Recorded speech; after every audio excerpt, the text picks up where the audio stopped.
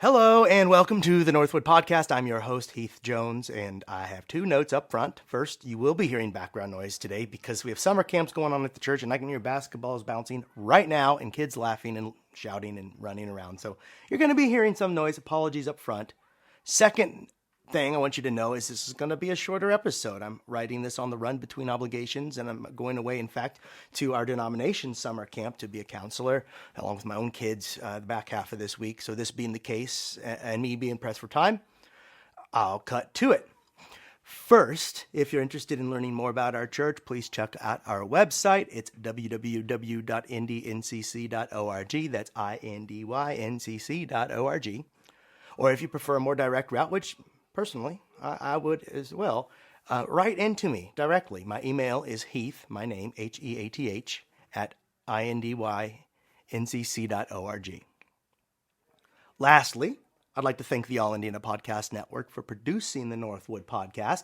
If you are interested in finding out more about their offerings, please visit www.wishtv.com/podcasts. That's www.wishtv.com/podcast. And there you'll find other podcasts produced and recorded by other Indiana folk. That being said, let's move on to our topic for today. But first, we need to pause for some ads for our listening audience. And if this means you, here are some ads. 2, 3, 4, and we're back. The passage we'll be considering today contains a short parable Jesus told about the realm of God and how it is different from other ruling powers. But I'm already getting ahead of myself. The passage is found in the Gospel of Mark chapter 4, verses 30 through 34, Mark 4, 30 through 34, and it reads, "He said also," he being Jesus, "With what can I compare the kingdom of God, or what parable will we use for it? It is like a mustard seed, which, when sown upon the ground, is the smallest of all the seeds on earth. Yet when it is sown, and it grows up and becomes the greatest of all shrubs, and puts forth large branches, so that the birds of the air can make nests in its shade." With many such parables, he spoke the word to them, as they were able to hear it. He did not speak to them except in parables, but he explained everything in private to his disciples. That was quick. As I said, we're on the move today. Right here in this parable, we have a metaphor. One of the metaphors for strength that is often used is that of a tree. You've heard it 1,000 times. A president displays a attitude of fortitude and a stalwart disposition, and maybe they'll call him Old Hickory, for instance. Or one might call someone who is especially dauntless in their resolve solid as a rock. Now, that's not a tree metaphor, but one might just as well say as sturdy as an oak. It's something that you've probably heard. Ideas compared to trees as metaphor. I took an online quiz to determine what sort of tree I am, and to my surprise and, I must say, disappointment, according to blogthings.com, rather authoritative, I might say, or not, I don't know, but according to that, I'm a bonsai tree. You know, those little decorative trees that you can mold into different shapes. How disappointing. I'd rather be an oak or an elm. Heck, I'd even take a sycamore at this point. What sort of tree would you like to be? I'd suspect that you'd like to be a tree that is strong and sturdy, reliable, with roots planted deep into the earth. Perhaps you'd like to be a tree that's known for its delicious fruits, symbolizing your generous and giving nature. That's a metaphor also from the scriptures, more specifically grapes on the vine, not a tree, but still fruit being something powerful as a metaphor for life. Fruit trees as well, fig trees in some of Jesus' parables. In the past times, trees have been used as symbols for nations and people groups. For example, Canada's tree is the maple leaf. More specifically, England's official tree is the royal oak. Germany's is an oak. Ireland's is an oak. Italy's the olive tree, but also the oak. And you want to know what the United States tree is? Our country? The oak. The point I'm trying to make is that when you're being compared to a tree, you want to be compared to one that is strong, virile, hardy, and long-lasting, like the oak. You don't want to be compared to a bonsai tree. You want to be compared to a tree that could beat out other trees in a fight. You get my drift? And in the Bible, the surrounding nations were compared to trees, to cedars specifically. You might have heard of the cedars of Lebanon. These were tall, strong, and valuable trees, and these were the trees that the nation of Israel aspired to be, metaphorically speaking, of course. But alas, they seldom achieved such visions of grandeur. But to what tree should we compare God's people? If some are oaks, what's stronger than an oak? And if you were to compare the church to a tree, or any other plant for that matter, which would you compare it to? And I tell you right now, I'd pick the sequoia tree. Wasn't on the continent Jesus lived in, and I don't think he or the people in his community would have been aware of. They were not aware of sequoia trees, but you know about them now, those gigantic trees that grow on our west coast. They can grow to be nearly 300 feet tall. So picture a football field set upright, and that's how tall these suckers get. And they're about 20 to 26 feet in diameter. So I'm sure you've seen pictures of these giants with holes carved through for cars to go under. Maybe you've even driven through one yourself or gone out west to see them. My point is they are huge and virtually indestructible. They outlast fires and high winds, everything. What a perfect metaphor for the church, If I were going to pick one for the church, there are sequoias in California that are around 3,500 years old. Think of it. They were 1,500 years young when Jesus was alive. They predate old King David even from the Hebrew scriptures. In short, they can be seen as a symbol for timeless power. Again, what a perfect metaphor for the church. So it should be no surprise that when Jesus compared the realm of God to a plant, he chose what? We already know. I'm being facetious. A sequoia? No. Cedar? No. Well, how about the tree almost everyone else seems to pick? Oak? You'd be wrong again. Jesus didn't even pick the lousy bonsai tree. He didn't pick a tree at all, in fact. Calls it a tree. It's not a tree. He compared God's people, the people who are called to be the light of the world and the salt of the earth, to a mustard plant. A mustard plant. And I emphasize plant because it's actually a bush or a shrub. It's not a tree. So weak that birds can't even land in it usually. So of all the plants, the mustard, not a tree, a shrub, nevertheless. Jesus describes God's people in yet another parable of the kingdom, of the realm of God here that we just read. Read it again. Jesus said, with what can we compare the realm of God, or what parable will we use for it? It is like a mustard seed, which when sown upon the ground is the smallest of all the seeds on the earth. Yet when it is sown, it grows up and becomes the greatest of all shrubs, and puts forth large branches so that the birds of the air can make nests in its shade. And as I said before, birds usually can't even make a nest in this flimsy old tree, but this one, large branches, maybe mightier than the oaks. Interesting choice if you're looking for an apt metaphor. And the people who first heard this parable would have been perplexed. I mean, you've just heard the sequoia described. Now let me describe a mustard plant to you in more detail. As I said, and keep emphasizing, it's not a tree.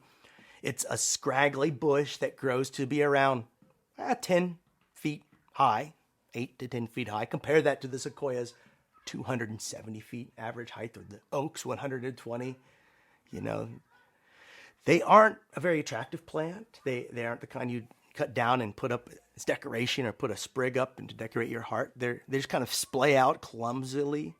If you planted one in your backyard, you'd be annoyed at the troubles it presented mowing around it. Its branches, none too sturdy. You couldn't cut them off or make anything. So weak, as I said, that a bird can't even plant a nest in them because the weight will cause them to bend until the nest falls off. This isn't the kind of plant you'd want to have growing in your field along with the wheat, for it tends to spread out in such a manner that it overwhelms the surrounding plant life. And it grows steadily and steadily. It's not at all rare. So if you're thinking maybe it's rare, maybe it's not very nice to look at, but maybe it's a rarity, but it's not. It's exceedingly common.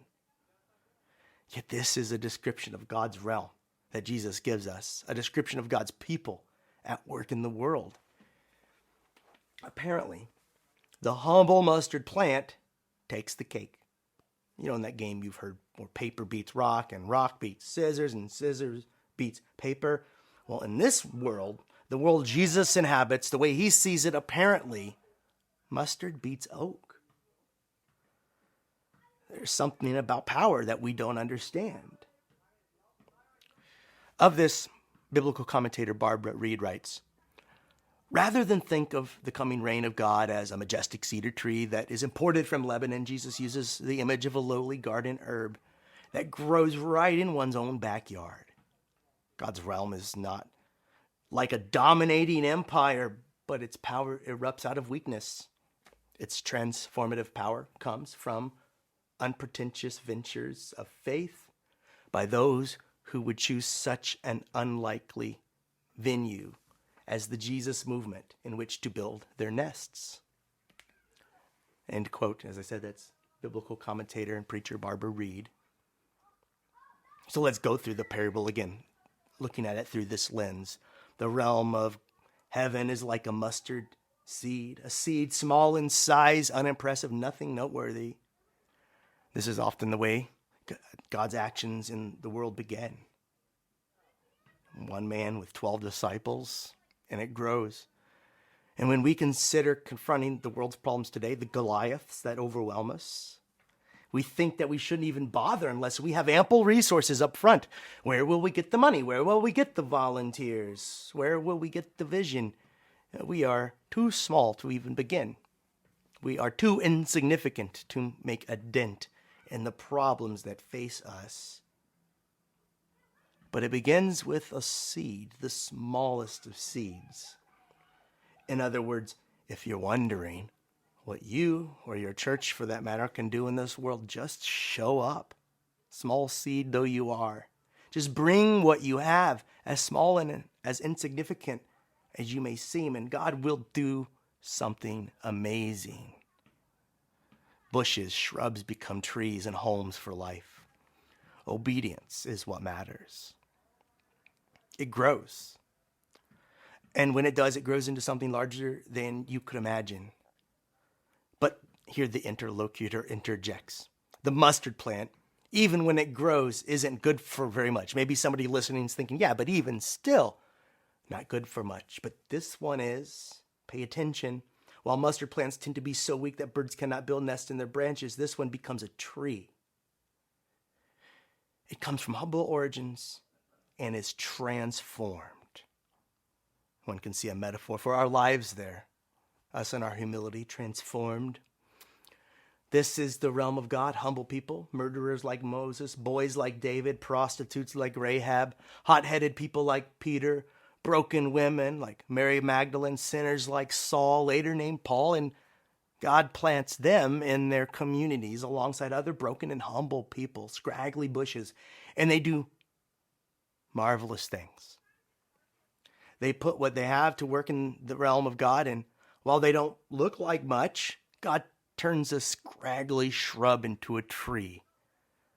God takes a ragtag group of individuals and builds a church. One of the discussions we have in church is, how are we going to exist in a world with limited resources? We keep being told how there's not enough to go around, right? How can we afford to be a church in this place, in this city, and in these times? And this parable answers, all you need to be is a seed. And God will make something out of you and call life near and around you. In short, in a world of scarcity, we already have all that we need. You are a seed, turned scraggly bush, turned tree. God is even now working through us, you, me. We do not need to worry. For the one who has planted us here in Indianapolis will sustain and grow the church.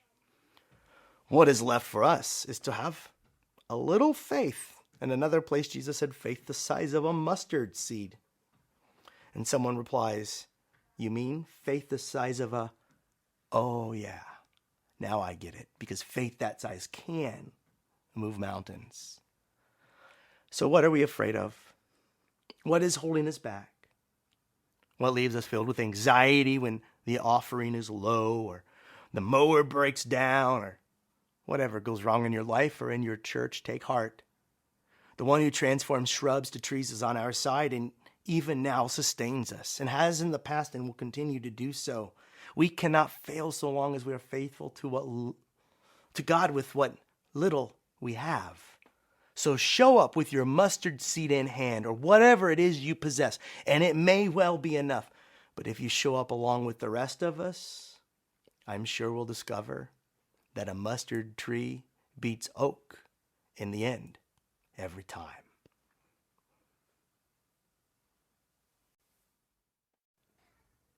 This has been the Northwood Podcast. If you like what we're doing here, please subscribe to the podcast by way of whatever app you use to listen, or leave a comment. These points of engagement drive more traffic our way.